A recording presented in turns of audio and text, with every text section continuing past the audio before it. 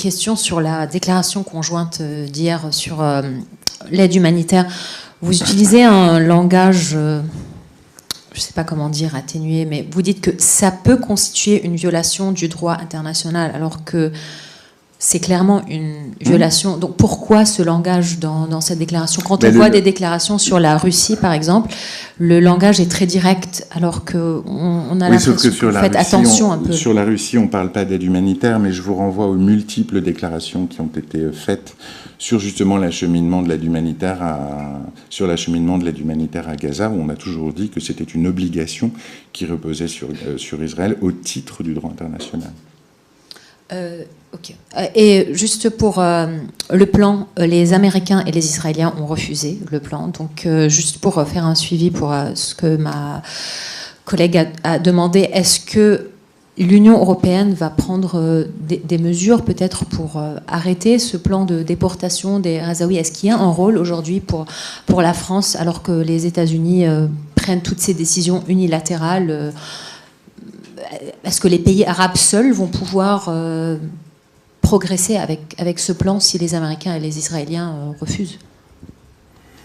Écoutez, le plan qui a été présenté par les États arabes qui se sont réunis est une bonne base de discussion. Ça pose des principes qui sont conformes, encore une fois, avec la position qu'on a toujours exprimée, qui est une position d'une solution à deux États.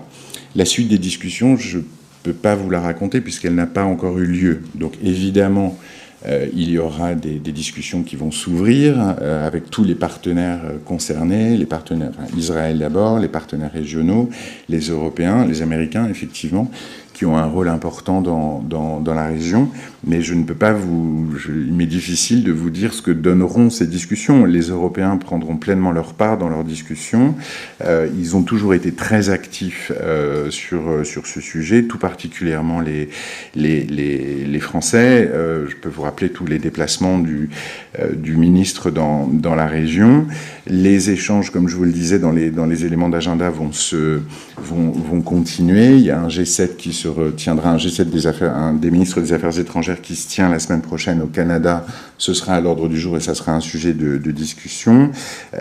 Encore une fois, il y a cette conférence qui a lieu en juin, coprésidée par la France et l'Arabie Saoudite. Donc oui, les Européens prendront pleinement leur part. Et je vous rappelle que à ce jour, l'Union européenne est très impliquée financièrement dans l'aide au territoire palestinien, puisque l'Union européenne est le premier bailleur de fonds de l'autorité palestinienne. Donc l'implication européenne, elle est forte, elle est présente et elle continuera.